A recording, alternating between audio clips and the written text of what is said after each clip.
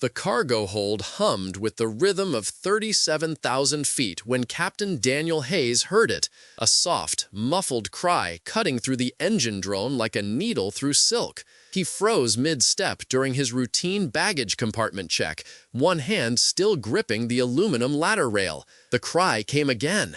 A baby. Unmistakable. Impossible. Captain Hayes had flown for Trans-Pacific Airways for 22 years, logging over 14,000 flight hours across every conceivable route and weather condition. He had seen hydraulic failures, bird strikes, medical emergencies, even a passenger giving birth in seat 17C. But a baby crying from inside checked luggage on a red-eye flight from Manila to Los Angeles was something else entirely. Something that made his experienced hands shake as he descended into the dimly lit cargo bay. Before we go deeper into what Captain Hayes discovered that night, make sure to subscribe now. This channel exposes aviation mysteries and forbidden incidents the industry buries in confidential reports. Turn on notifications so you don't miss the next investigation, because some stories were never meant to reach the public. The aircraft was a Boeing 767, configured for long-haul international flights. The cargo hold maintained pressurization and temperature control identical to the passenger cabin above, a safety feature designed for live animal transport and sensitive medical shipments. Hayes knew this. He had approved the manifest himself 3 hours earlier during pre-flight procedures in Manila. 743 pieces of luggage, 12 pet carriers, 4 diplomatic pouches, 0 human infants listed anywhere on the documentation. The crying grew louder as he moved between the netted cargo sections, his flashlight beam cutting through the shadows. His co-pilot, First Officer Maria Chen, had taken the controls upstairs. The autopilot was engaged. They were cruising at a steady altitude over the Pacific Ocean, roughly 900 miles from the nearest landmass. Everything was routine. Everything except the impossible sound echoing off the fuselage walls. Hayes found the source near Section Delta 7, a hard-shell suitcase wedged between 2 larger cargo containers. Navy blue. Expensive looking. The crying was coming from inside. His radio crackled. Chen's voice came through, concerned but professional. "Captain, is everything okay down there? You've been gone 11 minutes. "Stand by," Hayes replied, his voice hoarser than he intended. He knelt beside the suitcase, pressing his ear against the hard plastic shell. The crying continued, rhythmic and desperate in the way only a newborn's cry could be. His training screamed at him to follow protocol, secure the area, notify ground control, wait for emergency response teams upon landing. But the crying, God, the crying! Hayes pulled the cargo cutter from his belt and sliced through the luggage tag. The name read, D. Hayes, Los Angeles International, his own destination. His hands went numb. He flipped the tag over. The return address was his childhood home in Sacramento, a house that had been demolished 17 years ago to make room for a shopping complex. Then the crying stopped. The silence was worse than the sound. Hayes popped the suitcase latches with trembling fingers. The lid opened with a pneumatic hiss that didn't belong to any luggage he had ever encountered. Inside, wrapped in a hospital blanket that still smelled of antiseptic and something older, something like earth and copper, was an infant, maybe 6 weeks old, eyes closed, breathing steadily, completely silent now. Tucked into the blanket's folds was a birth certificate, the paper yellowed and brittle despite appearing recently printed. Hayes lifted it with the care of a man defusing a bomb. The document was from Sacramento Memorial Hospital. Date of birth, 1973. Mother's name, Elizabeth Ann Hayes. Father's name, unknown. Infant's name, Daniel Marcus Hayes. His own birth certificate, exact, down to the smudged fingerprint in the bottom right corner that he had seen on his personal copy locked in a safe deposit box 2,300 miles away. But then the baby opened its eyes. They were his eyes, the same gray-green heterochromia that he saw in the mirror every morning. The left eye slightly lighter than the right, a genetic marker so rare that his ophthalmologist had published a case study about it in 1998. The infant stared at him with an awareness that no 6-week-old should possess. And in that moment, Captain Daniel Hayes understood with terrible clarity that some mysteries are not meant to be solved by rational minds. He grabbed his radio. His voice came out in fragments. "Chen, I need you to contact Los Angeles Center immediately. We have an unauthorized passenger situation. Medical emergency. Maybe? I don't know.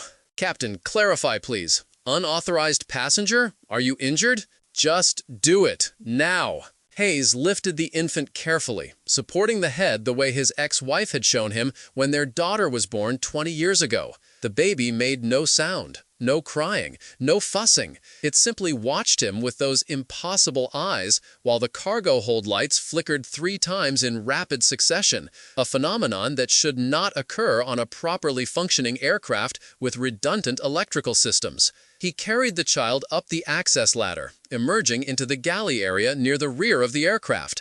The 2 flight attendants on duty, Jessica Martinez and Robert Kim, both 10-year veterans, stopped mid-conversation when they saw him. Martinez's coffee cup slipped from her hand, shattering on the galley floor. Kim just stared, his mouth working soundlessly. "Get the medical kit," Hayes ordered, "and clear a space in the crew rest area." Martinez recovered first, her training overriding shock. She grabbed the emergency medical supplies, while Kim spread out blankets in the small compartment where crew members slept on long flights. Hayes laid the infant down, checking vitals with hands that had stopped shaking through sheer force of will. Pulse, normal. Breathing, normal. Temperature, normal. Everything was medically, physically, impossibly normal, except the birth certificate that he had stuffed in his jacket pocket, pressing against his chest like an accusation. The aircraft hit turbulence, a sudden jolt that sent unsecured items skittering across surfaces.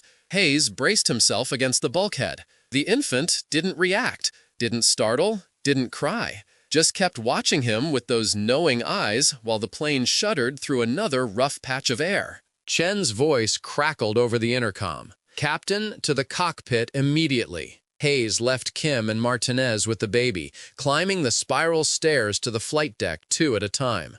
Chen was staring at the primary flight display, her face pale in the glow of the instruments. "Sir, we just received a transmission from Los Angeles Center.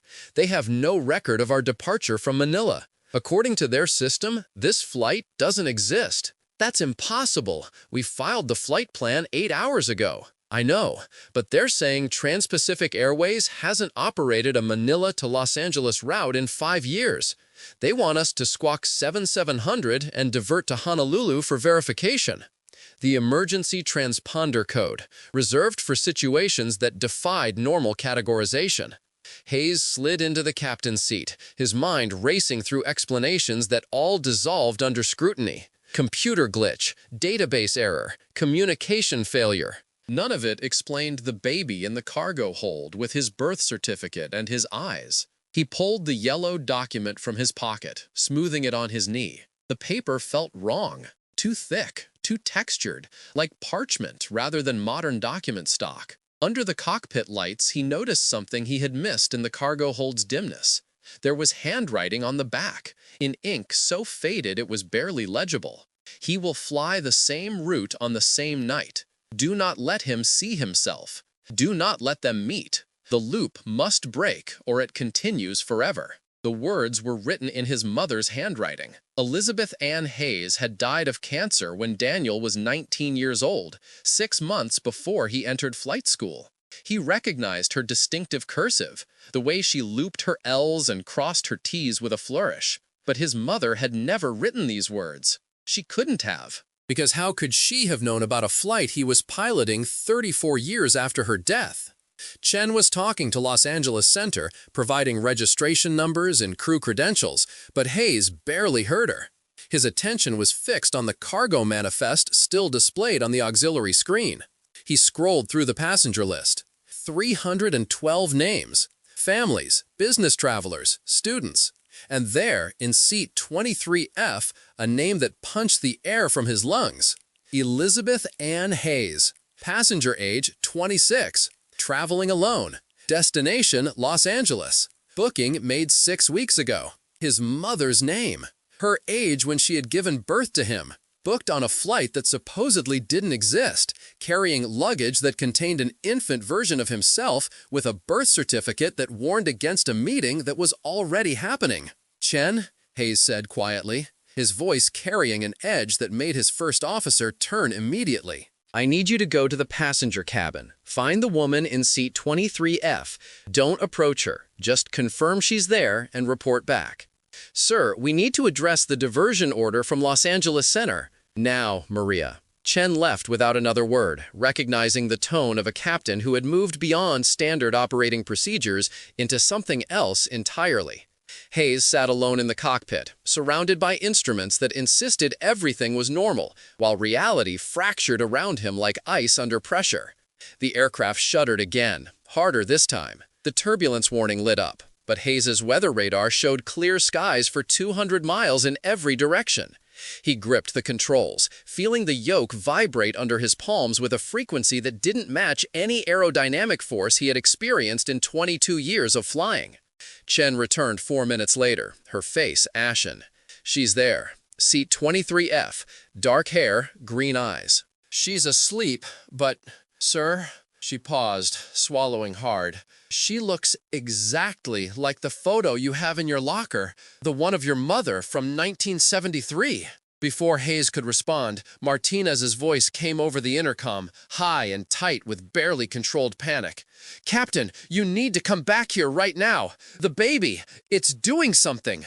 Hayes ran, protocol forgotten, training abandoned. He burst into the crew rest area to find Martinez and Kim pressed against the far wall, staring at the infant lying peacefully on the blankets. The baby hadn't moved, hadn't made a sound. But the birth certificate, the one Hayes had left in the cockpit, was now lying next to the child, placed with deliberate care, despite no one having brought it down. And it was changing. The date was shifting, numbers blurring and reforming. April 14th, 1973 became April 14th, 1998. Then April 14th, 2023. The year kept cycling forward, each iteration appearing for exactly 3 seconds before transforming again. The mother's name remained constant, Elizabeth Ann Hayes, but the infant's name was changing too. Daniel Marcus Hayes, Sarah Elizabeth Hayes, Michael Daniel Hayes, Thomas Marcus Hayes. Different names, but always incorporating some element of his own. "What the hell is happening?" Kim whispered, his voice barely audible over the engine noise. Hayes didn't answer, because he didn't have an answer. Not one that made sense. Not one that fit inside the rational universe he had built his career upon. He watched the birth certificate cycle through dates and names like a cosmic slot machine, each combination suggesting a different life, a different path, a different version of himself that might have been or might still be. The turbulence hit again, violent enough to knock Hayes off his feet. He grabbed the handrail, pulling himself upright as the aircraft bucked and rolled. Alarm screamed from the cockpit. Chen's voice came over the intercom, strained but professional. "Captain, we're experiencing unexplained altitude fluctuations. Autopilot is disengaged. I need you up here." Hayes looked at the infant, at the cycling birth certificate, at his terrified crew. Every instinct told him to grab the baby and run to the cockpit, to take control of his aircraft and force it back into the realm of explainable phenomena. But another instinct, deeper and older than his training, whispered that touching the child again would complete some circuit that should remain open. "Martinez, stay with the baby. Don't touch it. Don't let anyone touch it. Kim, check on the passenger in 23F. If she wakes up, do not, under any circumstances, bring her back here." He climbed back to the cockpit, strapping into the captain's seat just as the aircraft dropped 3,000 feet in 6 seconds. The sensation was identical to an elevator cable snapping, that terrible moment of weightlessness, followed by the stomach-churning realization that gravity had reasserted its claim. Chen fought the controls, her knuckles white on the yoke. "Help me," she gasped. Together, they pulled the aircraft out of the dive, leveling off at 34,000 feet. The instruments stabilized. The alarms quieted. For a moment, everything seemed normal again. Then Hayes noticed the fuel gauge. They had burned through 73% of their fuel. Impossible. They were only 4 hours into a 14-hour flight. At their current consumption rate, they had maybe 90 minutes of flying time remaining. Not enough to reach Los Angeles. Not enough to make Honolulu. Barely enough to ditch in the Pacific and pray that the emergency beacon reached someone before the ocean claimed them all. Chen saw it too. "Sir, this can't be right. We took on a full load in Manila." "I've verified it personally. I know. We need to declare an emergency. Get clearance for Honolulu at maximum range. Do it." While Chen communicated with air traffic control, Hayes pulled up the flight data recorder information. The black box that would supposedly explain everything if they crashed, if investigators found the wreckage, if anyone ever believed the truth. The data showed normal fuel consumption for the first 3 hours of flight. Then, in the span of 6 minutes, fuel flow had increased to impossible levels, as if the engines were burning 10 times their normal rate despite maintaining steady thrust and airspeed. But that wasn't the detail that made Hayes's blood freeze. The flight data recorder showed a second set of GPS coordinates, overlaid on their current position, like a ghost image. According to the system, they were in 2 places simultaneously.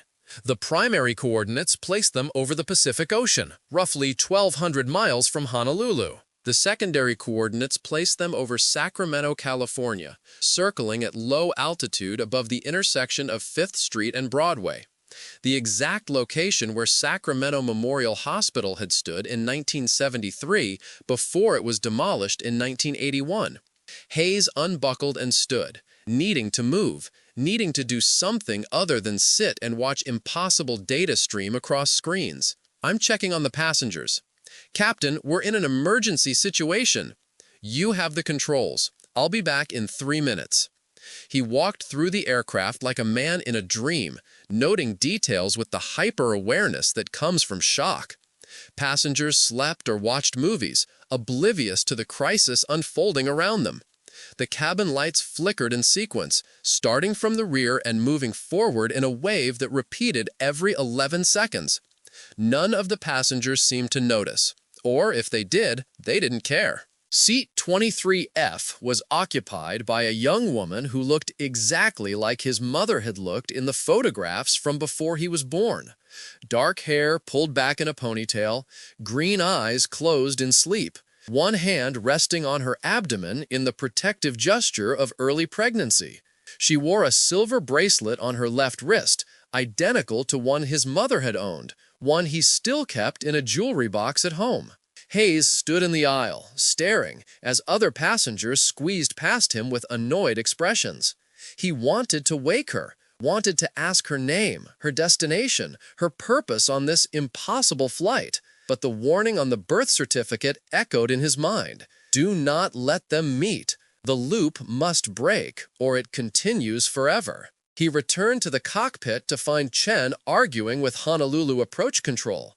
"They're saying we're not on radar," she told Hayes. "They can hear our transmissions, but they can't see us." "They want us to squawk ident and verify our position." Hayes slid into his seat, squawking the emergency identifier code. Nothing changed. They remained invisible to ground radar while flying an aircraft that was simultaneously over the Pacific Ocean and circling a demolished hospital in Sacramento. "Maria, I need you to listen very carefully. When we land, assuming we make it that far, there's going to be an investigation. Multiple investigations. They're going to ask you questions that you won't know how to answer." "What are you talking about?" "Tell them the truth. All of it. The baby in the cargo hold, the birth certificate, the passenger in 23F, the impossible fuel consumption, every detail." "Sir, that sounds like you're not planning to be there for the investigation." Hayes didn't respond because he didn't have a response that wouldn't terrify her more than she already was. Instead, he focused on flying the aircraft,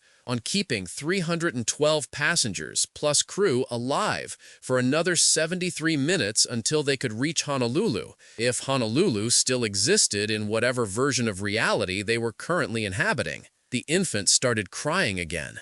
Hayes heard it through the intercom, through the cockpit door, through the very bones of the aircraft itself. The sound was different now, not the mewling cry of a newborn, but something older, something that carried the weight of years compressed into seconds. Martinez's voice came through, shaking badly. "Captain, the baby's aging. I can see it happening. It's growing. It's—" The transmission cut off. Static roared through the speakers, then silence. Hayes unbuckled, but Chen grabbed his arm. "Sir, you can't leave the cockpit. We're on final approach to Honolulu. I need you here. We're still 800 miles out. No, look." Hayes looked. The instruments showed Honolulu International Airport directly ahead. Runway lights visible through the windscreen despite the sun setting behind them when they should have had at least 6 more hours of darkness. The distance counter showed 12 miles and decreasing. Airspeed normal, altitude normal, everything normal, except the fundamental laws of physics and geography that insisted they couldn't possibly be where the instruments insisted they were. "Landing checklist," Hayes heard himself say, his voice operating on autopilot while his mind tried to process the impossible. They ran through the checklist with mechanical precision. Gear down, flaps extended, landing lights on, approach speed maintained. The runway rose to meet them, solid and real and completely wrong.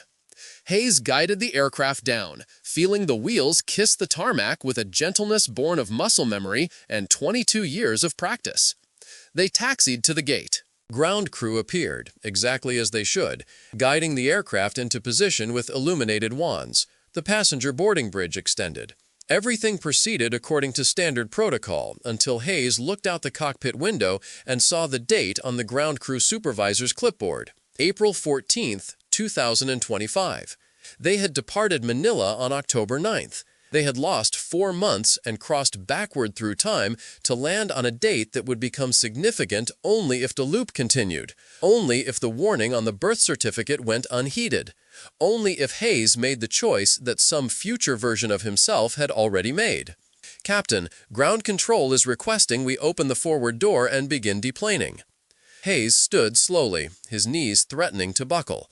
"Tell them we have a medical situation, unauthorized passenger. Request paramedics and security." He walked back through the aircraft one final time. Passengers gathered their belongings, complained about the flight time, checked their phones. Ordinary people having an ordinary arrival in Honolulu, except that they had traveled through a tear in reality to get there. Seat 23F was empty. No Elizabeth Ann Hayes. No young woman who looked like his mother. Just an empty seat with a blanket folded neatly in the overhead bin. The crew rest area was empty too. No infant, no birth certificate, no Martinez or Kim, just an empty space that smelled faintly of antiseptic and earth and copper. Hayes stood there alone while paramedics boarded the aircraft, searching for a patient who had vanished like a dream upon waking. The investigation took 6 weeks. Federal Aviation Administration, National Transportation Safety Board, Airline Internal Security.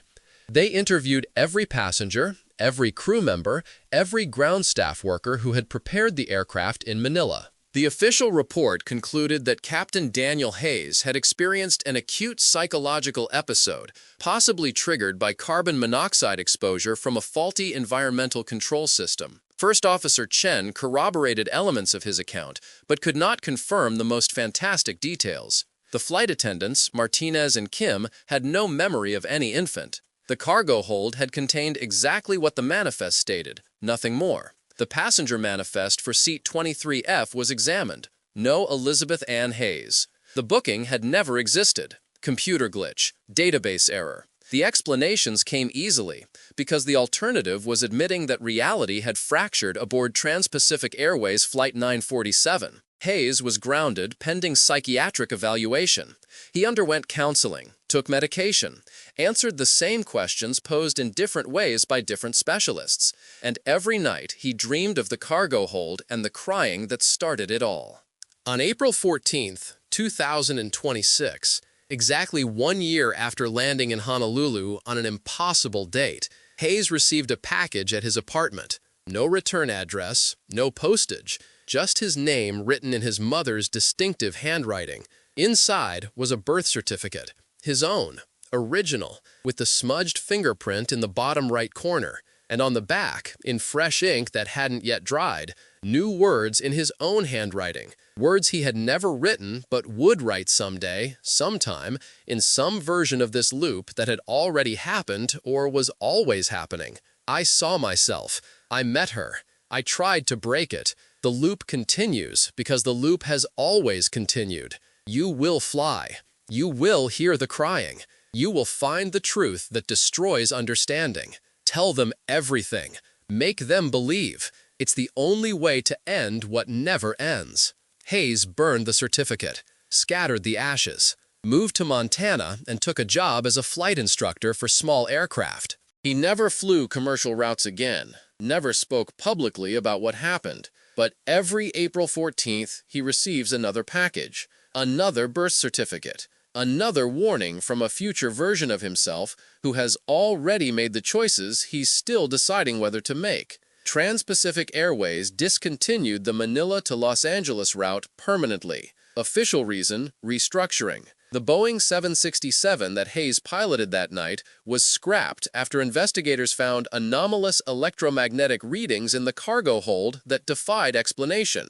The fuselage was melted down, the parts distributed across various recycling facilities. But pilots who fly similar routes report strange phenomena. Crying from empty cargo holds, passengers who appear on manifests but never board, fuel that disappears without burning, dates that shift during flight. The loop continues because the loop has always continued. And somewhere, on another April 14th in another year, another captain will descend into a cargo hold and hear the crying that started everything and has never stopped. What would you do if you heard impossible crying during a routine flight check? Do you think Captain Hayes experienced a psychological break or something that science cannot explain?